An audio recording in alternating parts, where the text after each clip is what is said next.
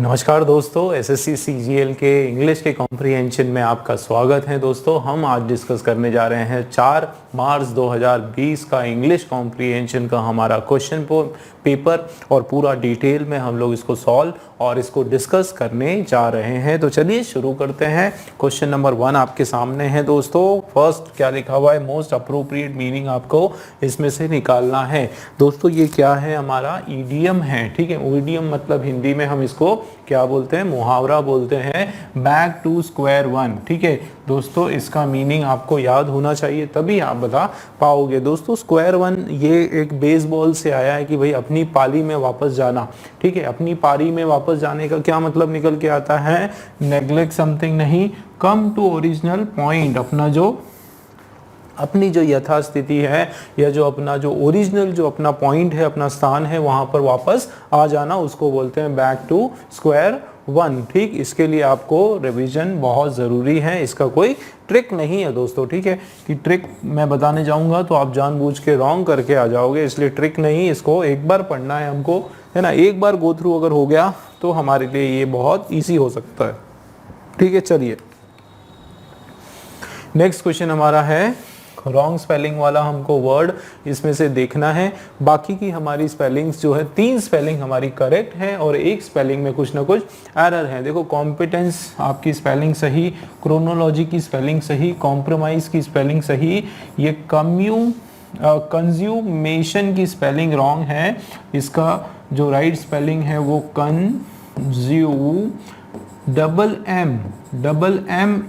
MATION। ठीक है ना, डबल एम आएगा, सिंगल एम इसका नहीं आने वाला है। तो ये हमारी स्पेलिंग का एरर आ गया। और कंज्यूमेशन जो वर्ड होता है, इसका मीनिंग होता है the act of making something complete और परफेक्ट।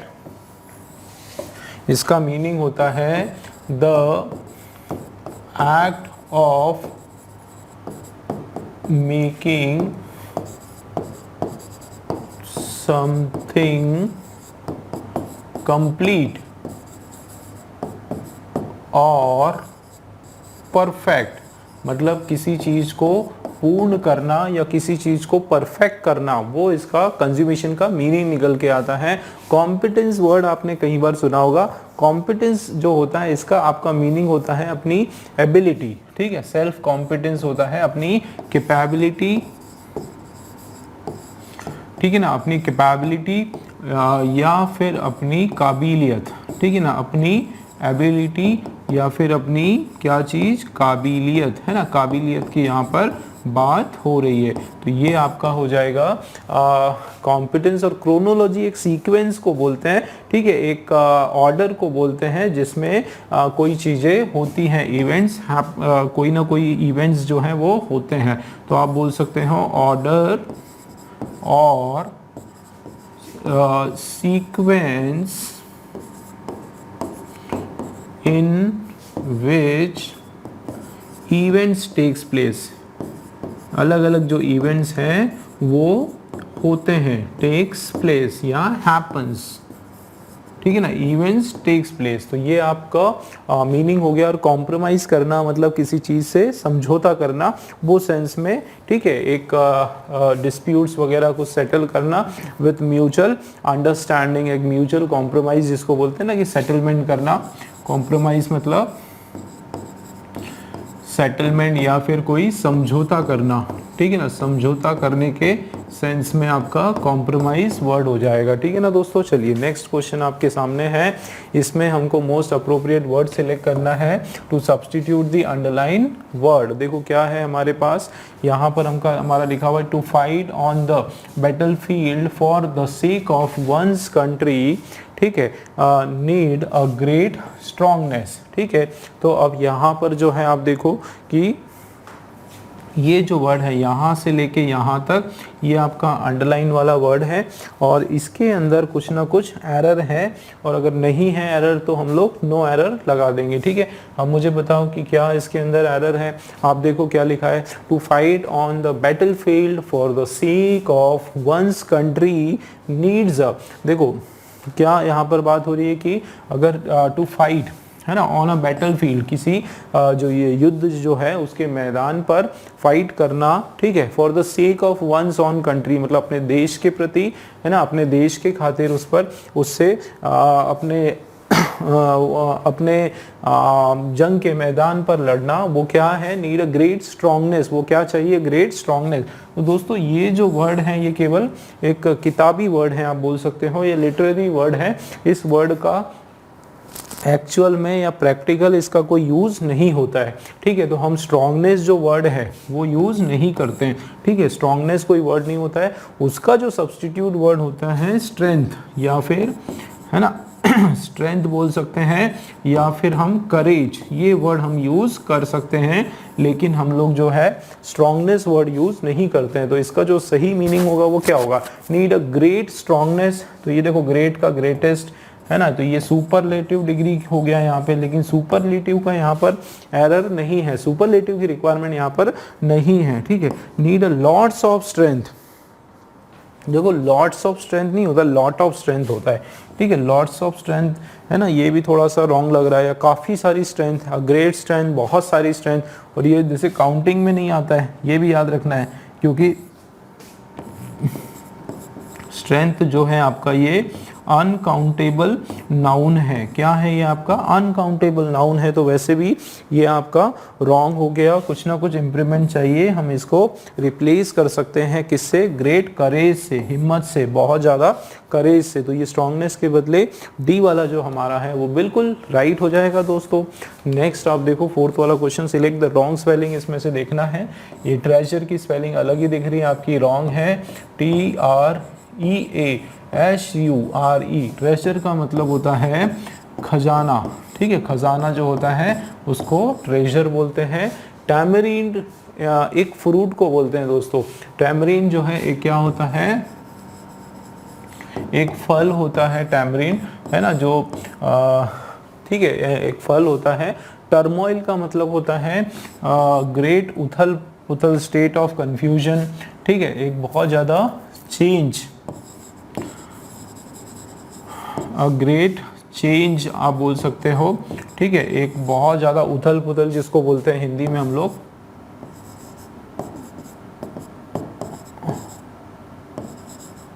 ठीक है, उथल पुथल होना उसको बोलते हैं टर्मोइल। और ये ट्रुथफुल है, अच्छा ये ट्रुथफुल का मतलब होता है ऑनेस्टी, ठीक है ना, ऑनेस्टी या सच्चाई जो होती है उसको हम लोग ट्रूथफुल बोलते हैं, ठीक है। ऑनेस्टी या सच्चाई जो है वो आपका ट्रूथफुल हो गया। अब इसमें थोड़ा और डिटेल में अगर हम देखें तो ट्रेजर मतलब कुछ वैल्यूएबल चीज़ें, ठीक है, खजाना, या फिर आप बोल सकते हो valuable things, very valuable things, वो सेंस में इसका आ जाएगा, ठीक है ना।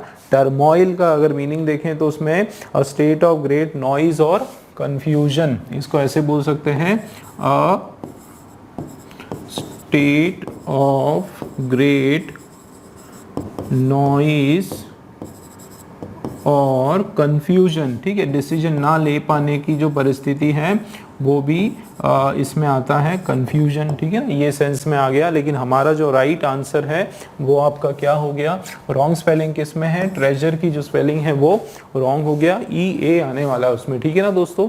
चलिए नेक्स्ट क्वेश्चन आप देखो, करेक्ट एक्टिव फॉर्म में हमको चेंज करना है, ये आपका दिया हुआ है किस फॉर्म में, पैसिव, क्या पहचान है, बाय लगाए मतलब पैसिव फॉर्म में है, तो ये हमने बना लिया यहाँ पर एक्टिव और पैसिव, ठीक है। अब पैसिव में आप फॉर्मूला देखो यहाँ पर क्या लगा हुआ है, सबसे पहले आप हेल्पिंग वर्ब देखा करो, ठीक है, ये आपका पास्ट टेंस में है, हेल्पिंग वर्ब किस टेंस में है, पास्ट टेंस में है। तो इधर जो है देखो ये आपका दिस ब्यूटीफुल जो है, क्योंकि हमारा पैसिव में है तो ये हमारा ऑब्जेक्ट हो जाएगा, ठीक है, ये पूरा यहाँ तक ये हमारा ऑब्जेक्ट हो जाएगा, ये हेल्पिंग वर्ब हो जाएगा, ये मेन वर्ब का थर्ड फॉर्म, और ये हमारा हो जाएगा सब्जेक्ट। तो फॉर्मूला हमारे पास क्या आ गया इसमें, पैसिव में सबसे पहले ये आपका ऑब्जेक्ट, उसके बाद आपका हेल्पिंग वर्ब कौन से फॉर्म में, पास्ट फॉर्म में, और ये आपका जो है मेन वर्ब का थर्ड फॉर्म आ गया, है ना, और उसके बाद जो है बाय आ गया, और उसके बाद आपका सब्जेक्ट आ गया। दोस्तों ये इनडेफिनेट एक्टिव में इनडेफिनेट में हो जाएगा आपका सबसे पहले सब्जेक्ट, उसके बाद वर्ब का सेकंड फॉर्म। क्यों? क्योंकि हेल्पिंग वर्ब पास्ट टेंस में है, ठीक है ना, और उसके बाद जो है आपका ऑब्जेक्ट आ जाएगा।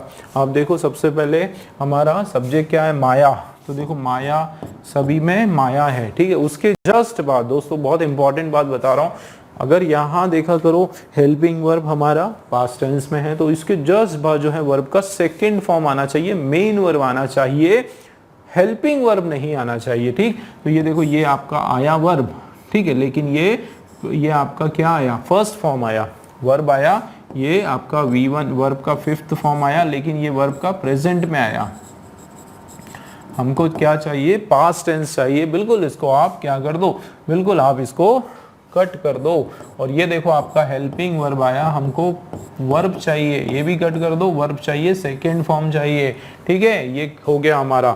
ये देखो ये कंटिन्यूज में नहीं होगा, कंटिन्यूज में कब होगा, जब आपके पैसिव के फॉर्म में क्या लिखा होगा, बीइंग लिखा होगा, ठीक है, ING वाला जो ये वर्ड है ना ये लिखा होगा, तब हमारा ये एक्टिव के फॉर्म में होता, ठीक। लेकिन अभी ये देखो वॉज लगा है, मतलब सेकंड फॉर्म होगा मेन वर्ब का, तो ये हमारा सही है दोस्तों, ठीक है ना, ये बिल्कुल सही है। माया रोट दिस ब्यूटीफुल स्टोरी, ये देखो ऑब्जेक्ट क्या है, दिस ब्यूटीफुल स्टोरी हमारी जो है ऑब्जेक्ट है, मतलब थर्ड वाला जो है हमारा बिल्कुल सही हो गया, ठीक।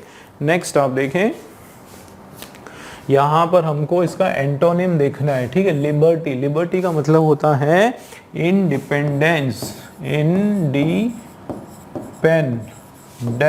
ठीक है ना, इंडिपेंडेंस बोलो या फिर फ्रीडम बोलो, क्या बोलो, फ्रीडम बोलो या आज़ादी, ठीक है, आज़ादी, ये हमारे लिबर्टी के एकदम छूट जो होती है हमको जो वो होता है, ठीक है। अब इसमें अगर हम देखें तो इसका क्या चाहिए, उल्टा चाहिए। इंडिपेंडेंस का उल्टा क्या होता है, एंटोनिम क्या होता है, डिपेंडेंस। ये तीनों के तीनों जो वर्क है ये इसके डेलीवरेंस है ना, तो आसानी से चीज़ें उपलब्धता है ना, वो सेंस आ रहा है। कन्वीनियंस हो गया, ये सब मुझे जो है इनके आपको वो लग रहे हैं, इनके सिनोनिम्स लग रहे हैं। जो डिपेंडेंस है वो आपका एकदम इसका उल्टा हो गया, ठीक है। क्लियर है दोस्तों? चलिए, कन्वीनियंस जो वर्ड होता है, state of being able to proceed with something without difficulty, मतलब कन्वीनियंस मतलब आसानी से, ठीक है।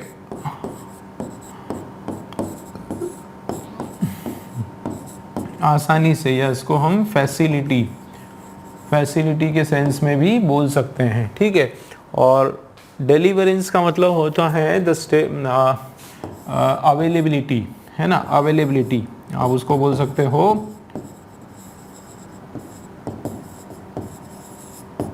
अवेलेबिलिटी के सेंस में आ जाएगा, मतलब डिपेंडेंसी वाला हमारा जो बिल्कुल सही हो जाएगा दोस्तों, ठीक है। नेक्स्ट आप देखो यहाँ पर ये हमारा आ गया क्लोज टेस्ट, ठीक है ना, ये कौन सा है, क्लोज टेस्ट है, जिसमें आपके सामने 5 ब्लैंक्स है और हर एक ब्लैंक के ऑप्शंस दिए हुए हैं, हम लोगों को इसको एक एक को सॉल्व करना है, ठीक है। इसमें देखते हैं, अच्छा सभी के साथ, हाँ ये अलग अलग ऑप्शंस दिए, एक एक ऑप्शन एक टाइम पर हम लोग सॉल्व करने वाले हैं। चलिए लेट्स स्टार्ट, शुरू करते हैं हम लोग। अ स्टिच इन टाइम, देखो शुरुआत किससे हो रही है, शुरुआत आपका एक ईडियम से शुरुआत हो रही है, stitch in time saves time, है ना। ये आप लोगों ने सुना भी होगा कि समय पे अगर हम किसी चीज़ को, घाव को भर दें तो उससे आगे आने वाली जो बड़ी बड़ी जो मुसीबतें हैं वो टल सकती है, ठीक है। ये सेंस में बात हो रही है। दिस वाइज सेइंग सजेस्ट, ये जो सेइंग है ये क्या सजेस्ट करती है, सजेस्ट एंड डैश एक्शन, देखो एंड डैश एक्शन, ऐसा एक्शन, देखो ये जो चीजें हैं ये क्या बोली जाती है, a dash action and dash action taken on time to rectify an error rules, to rectify an error, rules dash the possibility of accumulation of such error। तो यहाँ पे क्या बात हो रही है कि भैया ये सजेस्ट कर रहे हैं कि एक एक्शन जो टेकन ऑन टाइम, ऐसा एक्शन जो समय पर लिया जाए। अब जाहिर सी बात है, अगर आपको किसी मुसीबत को टालना है, ठीक है, इसका सेंस हम लोग पकड़ेंगे ब्लैंक का कि इसमें पॉजिटिव सेंस का आएगा कि नेगेटिव सेंस का आएगा। आप मुझे बताओ कि यदि हमें किसी मुसीबत को टालना है तो हम कैसा एक्शन लेंगे, हम सूटेबल एक्शन लेंगे कि हम बेकार सा एक्शन लेंगे, घटिया सा एक्शन लेंगे। जाहिर सी बात है हम कोई पॉजिटिव सेंस का एक्शन लेने वाले हैं। कैसा एक्शन लेने वाले हैं? एक सकारात्मक एक्शन लेने वाले। मतलब यहाँ पर जो है ना आपका एक पॉजिटिव सेंस का वर्ड आने वाला है। ठीक है ना दोस्तों, कौन से सेंस का वर्ड आने वाला है? आपका एक पॉजिटिव सेंस का वर्ड आने वाला है। आप मुझे बताओ, देखो क्या लिखा, सुपरफिशियल। सुपरफिशियल का मतलब होता है बहुत ही ऑर्डिनरी या एक तरह से एक्स्ट्रा ऑर्डिनरी आप बोल सकते हो, या जनरली सुपरफिशियल जो है वो नकली के सेंस में आता है। किसके सेंस में आता है? नकली के सेंस में। मतलब ये नेगेटिव वर्ड है, मतलब ये नहीं आएगा। ठीक है ना। उसके बाद अपोजिट, अपोजिट तो वैसे ही नेगेटिव सेंस का वर्ड है, वो नहीं आएगा। रॉन्ग भी आपका जो है नेगेटिव सेंस का वर्ड है, वो भी नहीं आएगा। अप्रोप्रिएट जो है वो आपका पॉजिटिव सेंस का वर्ड है और इसका मतलब होता है सूटेबल। इसका क्या मतलब होता है? सूटेबल। ठीक है, प्रॉपर है ना, प्रॉपर आप बोल सकते हो, सूटेबल आप बोल सकते हो, पर ये पॉजिटिव सेंस का है। इसका मतलब 7th वाले में जो है हमारा क्या आने वाला है? अप्रोप्रिएट हमारा सही आंसर हो जाएगा। ठीक है, आगे देखते हैं। देखो, an appropriate action taken on time, जो समय पर लिया जाए। क्यों? To rectify an error. To rectify, rectify मतलब उस एरर को की भूल सुधार करना। ठीक है, उसको करेक्ट करना। To an error rules dash. देखो, रूल्स डैश, तो दोस्तों ये आपका जो है ये आपका फ्रेजल, अच्छा ये क्या है आपका? हाँ, प्रीपोजिशन का आपका है रूल्स आउट, है ना। प्रीपोजिशन आपका ये प्रीपोजिशन का ये है। इसमें देखो रूल्स है ना, एक प्रीपोजिशन में आप देखो रूल्स डैश द पॉसिबिलिटी, है ना, rules dash the possibility of accumulation of सच। तो रूल्स दोस्तों एक चीज देखो, रूल आउट एक वर्ड होता है, रूल आउट करना। ठीक है, तो रूल आउट करने का मतलब होता है टू उसको पूरी देखो, rectify such accumulation of such error. कहाँ गया हमारा? ये रहा। हाँ, तो देखो, timely to rectify the error rules out the possibility of accumulation of such error. तो रूल्स आउट का मतलब होता है सेकेंड टाइम जो है नॉट रिपीटेड, है ना। वो चीज जो है आपकी क्या होगी? वो सेकेंड टाइम आपकी कभी भी रिपीट नहीं होने वाली है। ठीक है ना, तो सेकेंड टाइम आपकी रिपीट नहीं होगी, तो इससे क्या होगा दोस्तों? अच्छा, इसमें मैं बताता हूँ आपको, 1 मिनट। ठीक है, आगे देखते हैं। तो इसमें क्या होगा? रूल आउट मतलब कोई भी ऐसी जो पॉसिबिलिटी है उसकी चांसेस मिनिमाइज हो जाएगा। रूल आउट का मतलब होता है टू मिनिमाइज, है ना, टू मिनिमाइज। ठीक है, the possibility of accumulation of such error, की इस तरह के जो एरर हैं वो बार में दूसरी बार जो है वो अक्यूमुलेट नहीं होने वाला है। उसकी जो पॉसिबिलिटी है वो सेकेंड टाइम में नहीं होएगा। ठीक है, तो आप इसको ऐसे भी ले सकते हो कि टू इरेडिकेट बोल सकते हो आप। ठीक है, टू इरेडिकेट, या आप बोल सकते हो टू लिमिट, है ना, टू लिमिट आप उसको बोल सकते हो। वो उसका सेंस आ गया। इसका मतलब देखो, रूल फॉर नहीं होगा, रूल इन नहीं होगा, रूल्स एट नहीं होगा, रूल आउट जो है आपका बिल्कुल अप्रोप्रिएट हो जाएगा 8th वाले के लिए। Rules out the possibility of accumulation, क्या होगा कि जो भी चांसेस हैं, जो एक्स्ट्रा जो एरर्स हैं वो नहीं होने वाले हैं। और उसके साथ क्या होगा? And future dash. ठीक है, एंड आगे का देखते हैं। एंड वापस से यहां से पढ़ते हैं। देखो, दिस वाइज सेइंग सजेस्ट, ये जो सजेस्ट है वो क्या कहती है? दैट एन, है ना, सजेस्ट सेइंग दैट कैसा? एन अप्रोप्रिएट एक्शन, जो कि लिया गया समय पे, है ना। क्यों लिया गया? एरर रूल्स को, क्या errors, to rectify the error, to rectify the error, error को कम करने में। और रूलिंग आउट, रूल्स आउट, क्या होगा? Rules out the possibility of accumulation of such error, ऐसे एरर की पॉसिबिलिटी को रूल आउट करना। मतलब देखो, ये आया, उसके बाद आपका एंड आया, उसके बाद आपका क्या आया? एंड आया। मतलब सेम सेंस की बात हो रही है। एंड फ्यूचर, क्या फ्यूचर की क्या चीजों को रूल आउट करना? यहाँ पे भी रूल आउट करने की बात हो रही है, मिनिमाइज करने की बात हो रही है। क्या? फ्यूचर एडवांटेज, फैसिलिटीज, क्वालिटीज, कोई ना कोई नेगेटिव वर्ड आपका यहाँ पर आने वाला है। क्यों?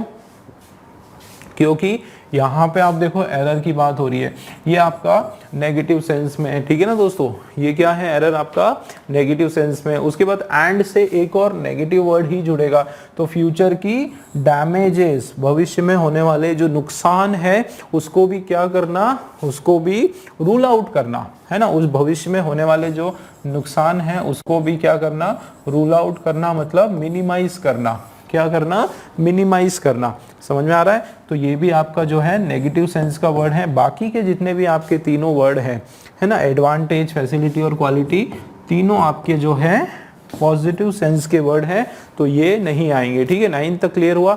आगे देखते हैं विजडम, ठीक है। विजडम, ये नया सेंटेंस है, wisdom therefore lies in correcting the error as soon as. तो विजडम जो है, ईमानदारी जो है, वो किस चीज में है, ठीक है ना, ईमानदारी किस चीज में है भाई, ईमानदारी है कि आप क्या करो, जो मिस्टेक आप करते हो, जो गलतियां आप करते हो, उसको उसमें सुधार करना, उसमें है।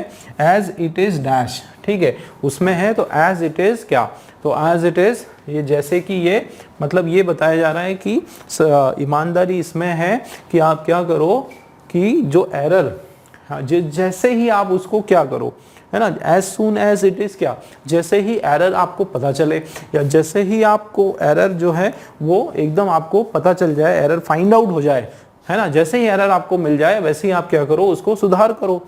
तो इन्वेंट कब करते हैं दोस्तों, इन्वेंट तो कुछ नया जब हम करते हैं, आविष्कार करते हैं, है ना, तो जैसे ही गलतियां आविष्कार नहीं होती, जैसे ही, है ना, आविष्कार के सेंस से यहाँ पे बात हो रही है ना, ये वाला आएगा। तो जैसे ही आविष्कार करते हो, तो आविष्कार तो यहाँ पर नहीं आप कर रहे हो, ठीक है ना, आविष्कार करने की यहाँ पर बात नहीं हो रही है। चलो यही लगा देते हैं, है ना, हिंदी थोड़ी कमजोर है, आप लोग अवॉइड करो, है ना। जैसे ही आविष्कार करें, और प्रपोज्ड, है ना, प्रपोज करें मतलब ऑफर देना, एक नया कुछ प्रपोजल डालना, है ना, एक नया ऑफर बनाना, तो ये उस सेंस में बात नहीं हो रही है। जैसे ही मैनेज करना, यहाँ पर जो मोस्ट अप्रोप्रिएट है वो आपका क्या है, डी वाला है, जिसका मतलब है डिस्कवर करना, है ना। डिस्कवर का मतलब होता है जैसे ही टू फाइंड आउट, जैसे ही आपको पता चले, क्या पता चले आपको कि ये आपकी गलतियां हैं, वैसे ही उसको क्या करो, उसको वैसे ही सुधारो, ठीक है, उसके अंदर सुधार लेकर आओ, वो सेंस में आ रहा है। तो डिस्कवर्ड जो है हमारा बिल्कुल सही हो जाएगा। नेक्स्ट आप देखो, है ना, नेक्स्ट आप देखो, there is no point in allowing the dash to grow and then take hasty actions to set things right.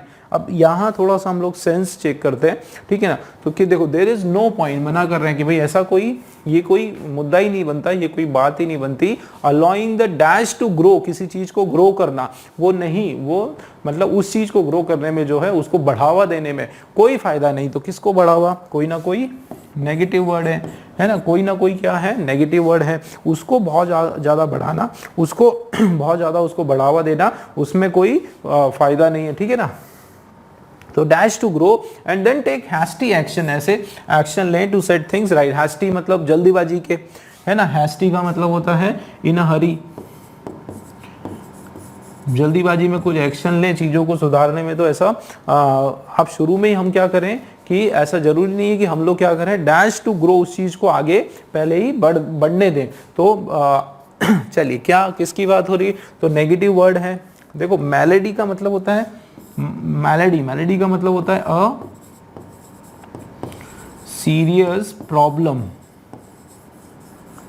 Melody का मतलब होता है सीरियस प्रॉब्लम, और मेलोडी का मतलब होता है ट्यून, एक धुन, ठीक है, एक ट्यून, एक सॉन्ग के लिए जो बनाई गई जो ट्यून है, धुन है, वो, ठीक है। और पैरोडी जो वर्ड होता है आपका, ठीक है, तो पैरोडी का मतलब होता है कोई राइटिंग से रिलेटेड, म्यूजिक, आर्ट या कुछ ना कुछ राइटिंग से रिलेटेड, कुछ पोयम वगैरह से रिलेटेड, वो सेंस में बात हो रही है। और रेमेडी जो वर्ड होता है ना, तो रेमेडी का मतलब होता है एक डिजीज को डीलिंग विथ प्रॉब्लम्स, है ना। रेमेडी आप बोल सकते हो way to way to deal with